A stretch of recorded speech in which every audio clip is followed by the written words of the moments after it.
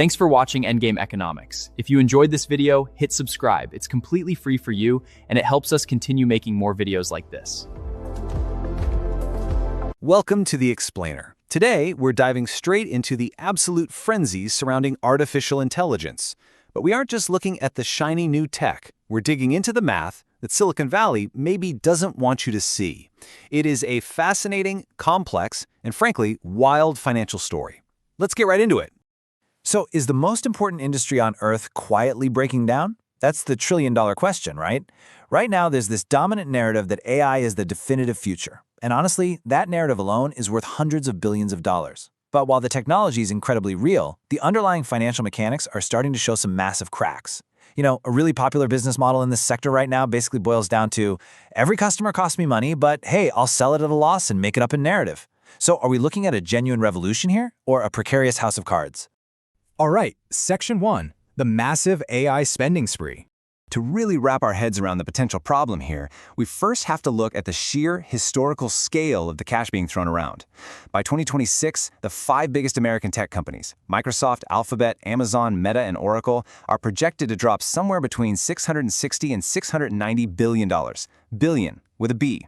This mountain of cash is going straight into building AI infrastructure. We're talking servers, data centers, and the massive power and cooling needed to run them all.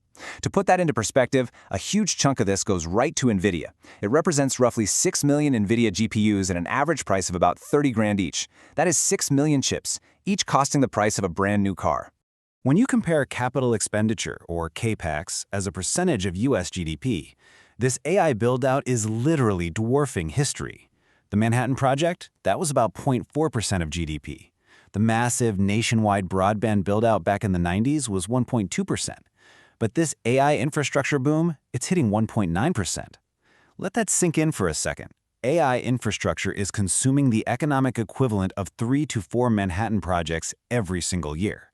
And what's wild is how this is fundamentally rewiring big tech's finances. Historically, these companies spent a comfortable 10 to 15% of their revenue on physical infrastructure. Fast forward to 2026, that number skyrockets to between 45 and 57%. They are plowing more than half of every dollar they make right back into concrete and silicon. Because of this, these notoriously cash-rich giants have actually tapped out their own funds. They're now projecting they'll need $1.5 trillion in new debt over the next few years. And get this, investors are actually demanding record protection against default on these bonds through credit default swaps. It's basically the financial equivalent of buying flood insurance the exact same week you sign your mortgage. Which brings us to Section 2, the missing AI revenue. Because look, all of this massive spending is supposed to generate massive revenue, right? Well, imagine you spent 100 grand building the world's absolute most advanced food truck. Top of the line everything. But at the end of the year, it only brought in $10,000 in taco sales. You wouldn't really call that a business, would you? You'd call it a hobby with a very expensive griddle. This perfectly highlights what the industry is quietly calling the monetization gap. Expected 2025 AI services revenue was projected to deliver only about $25 billion. That is roughly 10% of what was actually being spent to build the infrastructure in the first place. So the folks selling the shovels are getting rich, but the ones supposedly panning for gold, yeah, mostly aren't. You really see this when looking at the absolute poster child of the AI revolution, OpenAI. Based on their 2026 financial snapshot, they anticipate $22 billion in spending against only $13 billion in expected sales. That means they're burning roughly $1.69 for every single dollar they earn. A massive piece of that pie? Inference costs. That's the cost of actually running the model every single time someone types a prompt. And that alone is projected at $14.1 billion. Since nearly 95% of their users are on the free tier, and every free query burns expensive computing power, they are racking up some eye-watering bills. We're talking cumulative losses expected to hit $115 billion by 2029. Profitability? Yeah, maybe sometime in the 2030s. Moving on to Section 3, the money merry-go-round. As if the massive missing revenue wasn't concerning enough, there's a real worry that the minimal cash actually coming in might not even represent real demand. The source material points to something clinically called circular financing. It's like a giant multi-billion-dollar loop. Here's the simplest version of how it works. Step 1. Nvidia invests billions into OpenAI. Step 2. OpenAI takes that exact money and uses it to rent massive amounts of cloud computing space from Oracle. And Step 3. Oracle turns right around and buys the chips to provide that computing power directly from Nvidia. Analysts have actually identified over $800 billion in these circular arrangements. The money just loops right back to the start, magically wearing a disguise labeled as new revenue. Now, this practice creates something analysts find genuinely terrifying: correlation risk. Take chipmaker AMD, for example. They actually offered Meta and OpenAI warrants to buy 10% of their company at literally 1 cent per share, just in exchange for purchase commitments. Think about that. The sellers are actively subsidizing the buyers. Financial historians are looking at this and warning that it closely mimics the late 90s telecom crash, where equipment makers essentially lent money to the startups buying their gear. The danger here is obvious. If one link in this chain breaks today, say OpenAI suddenly can't pay Oracle, well then Oracle can't pay Nvidia, and a massive chain reaction sparks across the entire ecosystem. Section 4. The financial illusions. Now, let's take a peek at the balance sheets themselves. Because while the spending is astronomical, some experts are arguing that the profits currently holding the whole sector up might actually be legally delayed expenses. To really grasp this, we need a super quick accounting definition: depreciation. Simply put, this is the method of spreading the cost of a super expensive, long-lived asset, like an AI server, over its useful life. It reduces your immediate expense on paper and instantly boosts your reported earnings for that specific year. Keep that in mind because it leads us to a highly controversial claim. This quote is from Michael Burry, the legendary investor famously known for shorting the 2008 housing crash. He actually came out of semi-retirement specifically to argue that this accounting maneuver is quietly inflating AI profits. He claims that by artificially extending the expected lifespan of these chips on their balance sheets, hyperscalers are essentially just postponing expenses. The result? He says it's artificially boosting AI sector earnings by roughly 20%. So we've got a massive lifespan debate on our hands. On one side, critics like Burry are pointing out that AI hardware reaches commercial obsolescence in just 2 to 3 years. The new tech just comes out way too fast. But on the other side, cloud platforms are booking these exact same assets for 5 to 6 years. Now, Nvidia strongly defends this practice.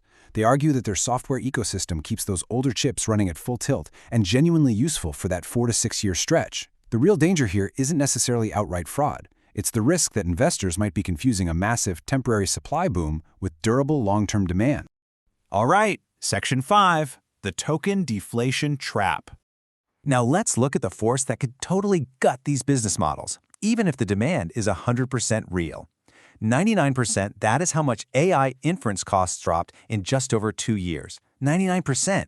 The basic unit that AI models charge for is called a token, and the price of those tokens is in an absolute freefall. And this acts like a structural trap for the companies spending billions upon billions to build the foundational models. Let's map out just how brutal this price war really is. Back in 2023, it cost around $30 per million tokens for GPT-4. Fast forward to mid-2026, and getting that exact comparable capability? Just 6 cents. A massive catalyst for this plunge was when a Chinese lab released DeepSeek R1. That was a model trained for just under $6 million, comparing to the $100 million plus spent by the big Western labs. And here's the thing, customers will switch the very instant a cheaper, better model appears.